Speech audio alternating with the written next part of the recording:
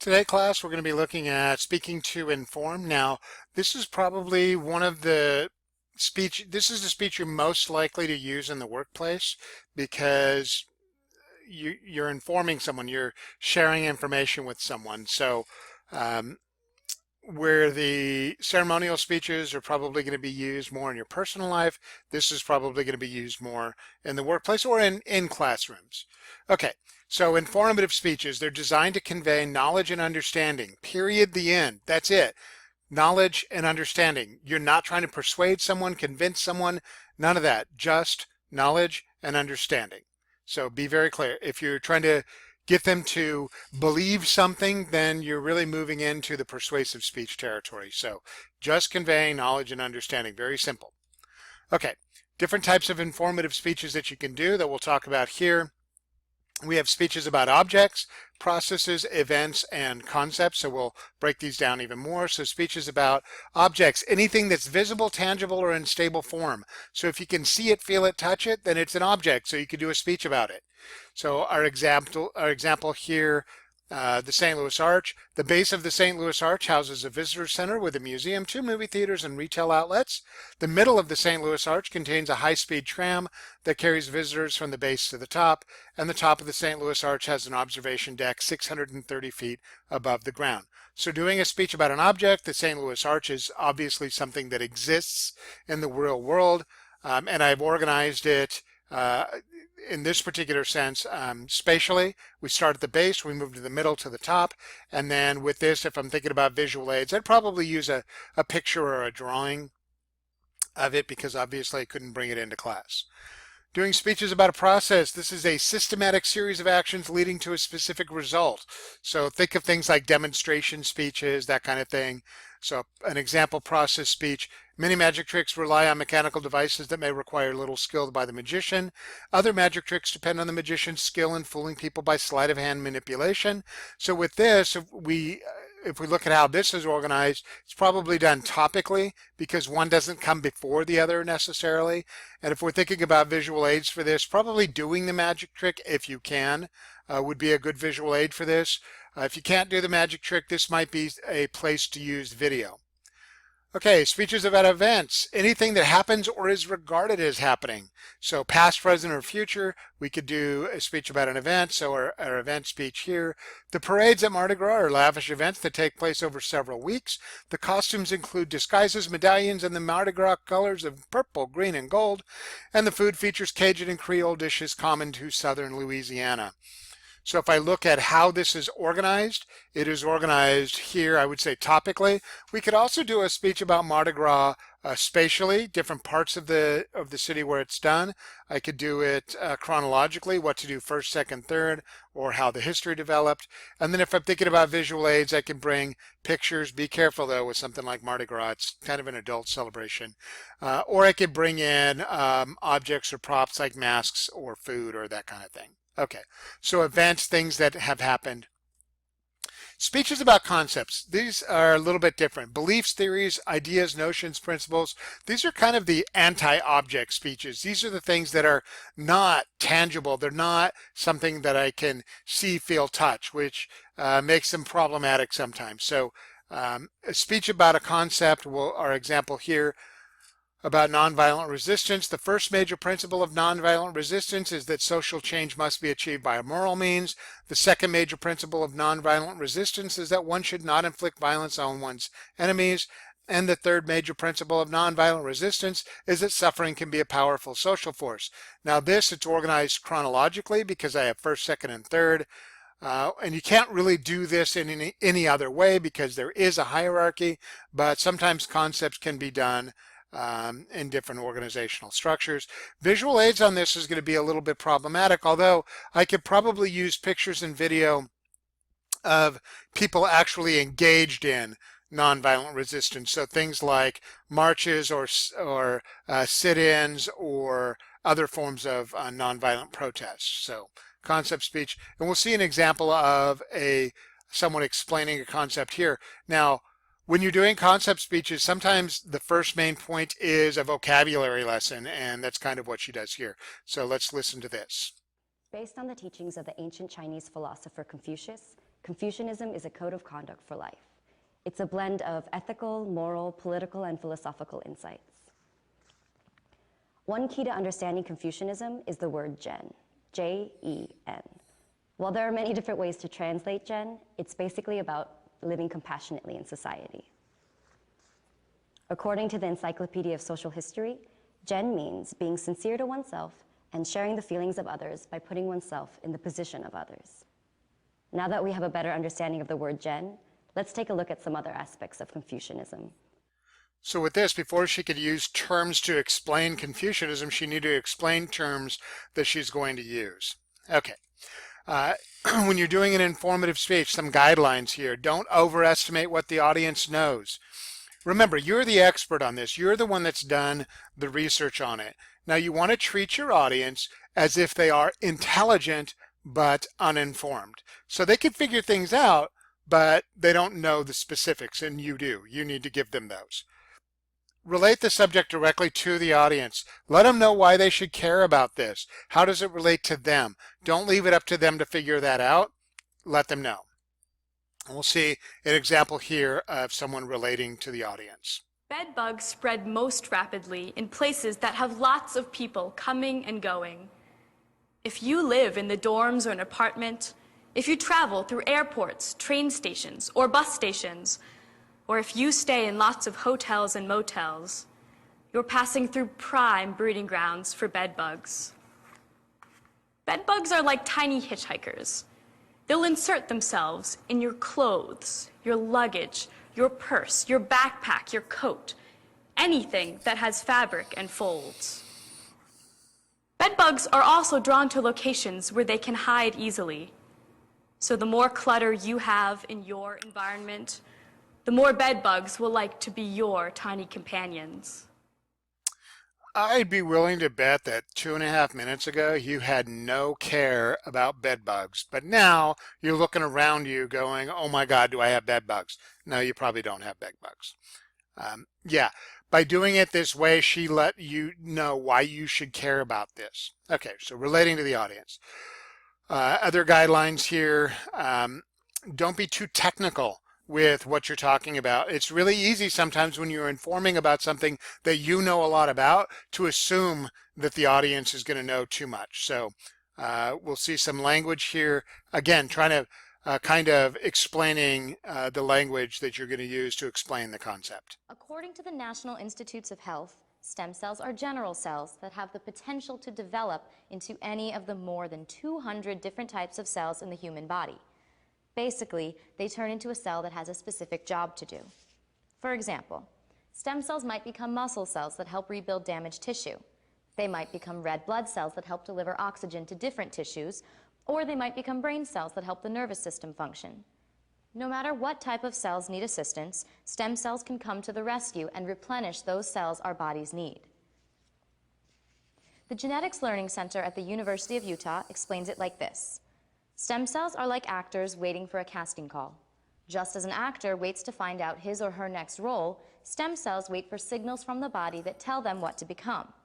Once they get those signals, they begin to change into specific cells with specific jobs to do. So she had to explain what stem cells were for those people that didn't know what they were, and for those people that had heard the term but might have been thinking about stem cells in a political or moral sense. So she gave us a scientific definition for them. Okay, avoid abstractions, and we've talked about abstractions before. Those are things that are not very clearly defined. And then personalize your ideas to you and to the audience, and we'll see an example of that here. My nephew Sam was the delight of the family when he was born. The first child of my older sister, and the first grandchild of my parents. He cooed and babbled, smiled at his mom and dad, grasped for the playthings around his crib.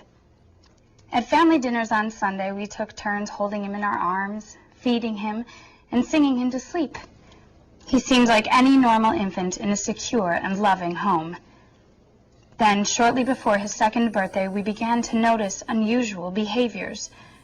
He avoided looking us in the eye, did not seem interested in learning words, played endlessly with the same toy, rocked back and forth in his chair for hours at a time, and was easily frustrated. My sister took him to a specialist who gave the dreaded diagnosis. Sam was autistic. We have seen that autism is a very serious disorder whose causes are not well understood and whose effects on families and the lives of the children themselves can be devastating. But we've also seen that early diagnosis and early intervention can help modify and even turn around the symptoms of autism. I'm happy to say that Sam has benefited from such intervention. From the time he was 2, he has been taught normal behavior patterns through aggressive therapy. Now he's able to participate in his class at the local school. He's also more responsive and affectionate at home. Sam continues to be our delight. So she personalizes this to her by talking about her relative Sam, but she personalizes it to us because when she's describing Sam, she's describing Sam in situations where where we might put our relatives there, right? So personalizing the ideas, and then you want to be creative with what you're doing in an informative speech. Honestly, a lot of times informative speeches can be boring. They can be dry. So be as creative as you can be. We talked about this earlier with the introduction and the conclusion, adding creativity to it. So try to be as creative as you can. Okay, we'll see a speech here now.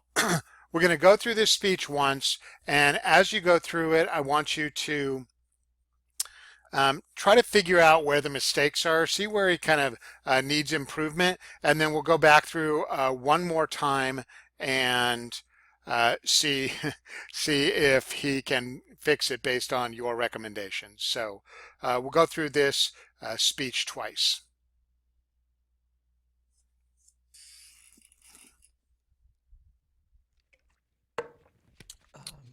So I was really cramped.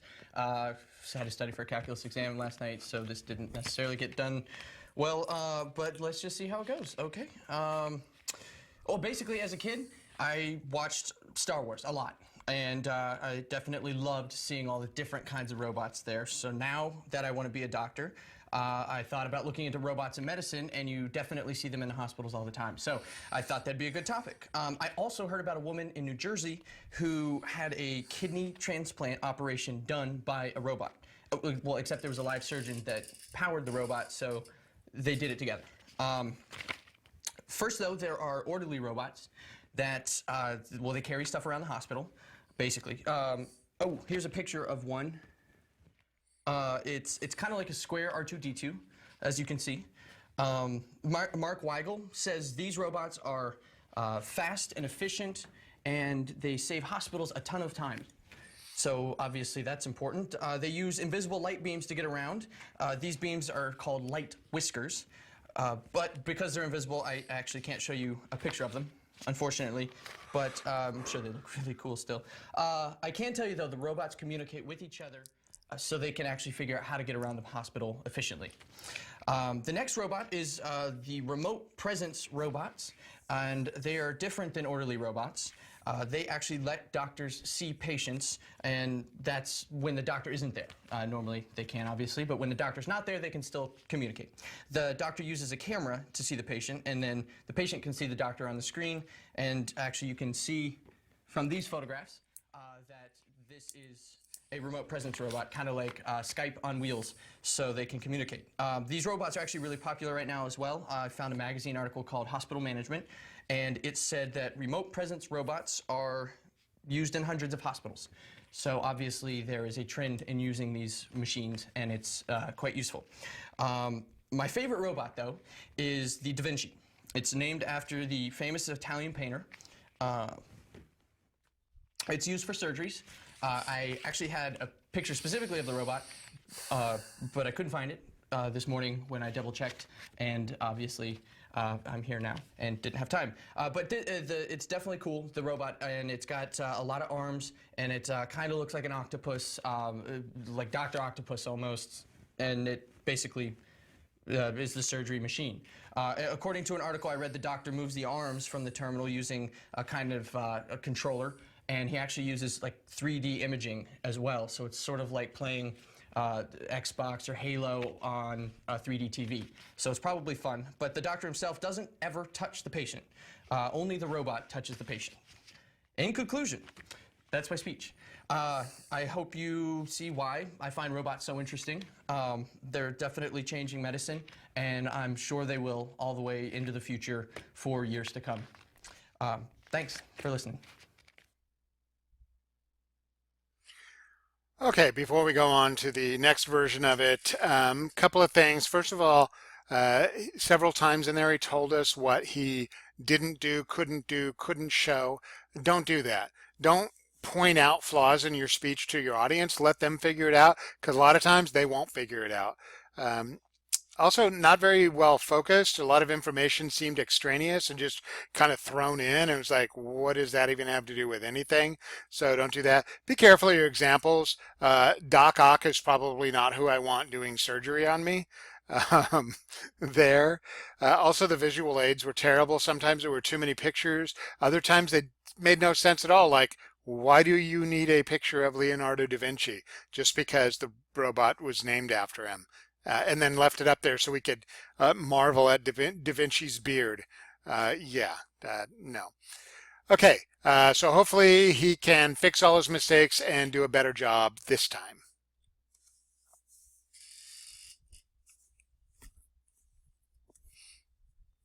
Maureen Schrader lay on the operating table at St. Barnabas Medical Center in Livingston, New Jersey. 4 mechanical arms moved with precision over her abdomen. In one arm was a high-definition camera. The other 3 contained small surgical instruments that made a 5-centimeter incision just below her rib cage. It was a tiny opening, but it was big enough to put a new kidney into Maureen's body. At no point during the surgery did the surgeon actually touch Maureen. In fact, he sat several feet away, peering into a monitor and holding what looked like video game controls.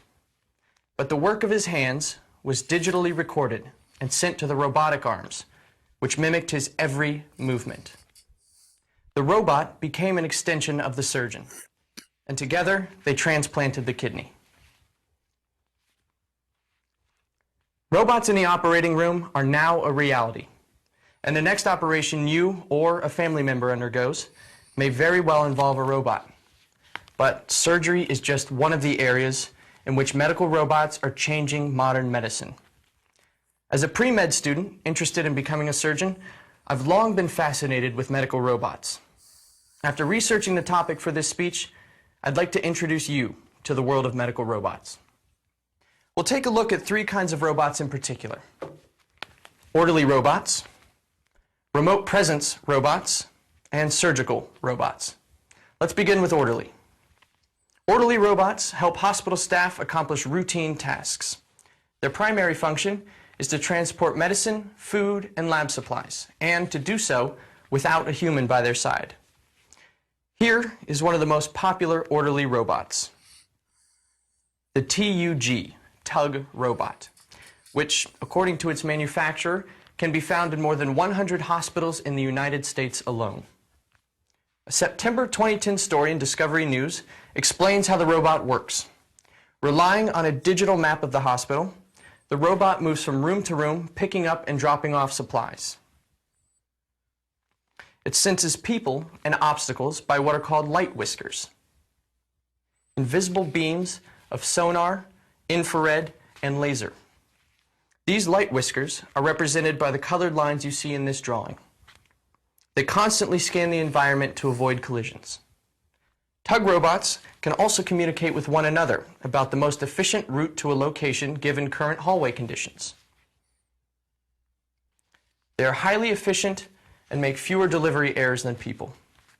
Mark Weigel, Director of Food Services at Bethesda Memorial Hospital in Maryland, notes that the Tug robot never argues with patients, takes no breaks, is always polite, and always on time. But orderly robots are not the only robots transforming modern medicine. Remote presence robots allow a doctor to visit with a patient even when the doctor is not in the same room. Remote presence means that the doctor can be present with the patient even when the doctor is in a remote location. Imagine, you're sitting in a hospital room, and in comes this, the RP7. A 2009 story in U.S. News and World Report explains that physicians can pilot these robots from a laptop located anywhere in the hospital or in the world. A screen, camera, microphone, and speaker system, like the ones you see in this photograph, allow the doctor to interview the patient. Hospital staff can even attach medical devices, such as electronic stethoscopes, to the robot, so the doctor can review a patient's vital signs. According to a 2010 article in Hospital Management, the RP7 is used in more than 250 U.S. hospitals and has performed more than 100,000 clinic sessions. They are particularly useful in hospitals with a high patient-to-doctor ratio. In addition to orderly robots and remote presence robots, a third kind of robot is transforming modern medicine. Surgical robots, like the kind I mentioned at the start of my speech, are increasingly being used in operating rooms around the world. Most popular is the one you see here, the Da Vinci. According to a 2010 article in the Miami Herald, there are more than 1,400 Da Vinci robots in hospitals worldwide, and they're used in more than 200,000 operations every year. How does Da Vinci work? Intuitive Surgical, maker of Da Vinci, explains that the surgeon controls a robot from a remote terminal. You can see the terminal in this photograph. Usually the terminal is a few feet away, as in the photograph, but it can be as far as thousands of miles away. So a surgeon in San Francisco can operate on a patient in Miami. The surgeon controls the robot's arms utilizing an interactive 3D imaging system. But make no mistake, even though the robot is touching the patient, the surgeon is always in control. Doctors love Da Vinci because it dramatically improves the quality of surgical procedures. Dr. Jeffrey Wolf, a head and neck surgeon at the University of Maryland Medical Center, states that Da Vinci gives us unprecedented access with really good 3D visualization. We're now able to perform intricate surgeries in a very small space with great dexterity. Da Vinci also reduces the risk of post-surgery complications, allows for faster healing, and helps patients leave the hospital sooner. In conclusion, we've seen that medical robots are playing an increasingly important role in modern medicine. Whether it's running errands for hospital employees, helping physicians connect with their patients, or acting as a surgeon's eyes and hands, medical robots have brought the future into the present. So the next time you find yourself at the hospital, keep your eyes peeled for the kind of technological marvels that used to only exist in science fiction. Medical robots are now a matter of science fact. So much more informative than the first one. Some other things that he did better this time, things like citing sources, identifying the credibility of those sources, and giving us a standard conclusion rather than, well, I guess that's my speech. So much better organization. Yeah, maybe wasn't as frenetic and exciting, but it was much more informative. But if you'll remember, informative speeches are there to convey knowledge and understanding. Okay, next time we will talk about speaking to persuade. Have a wonderful day.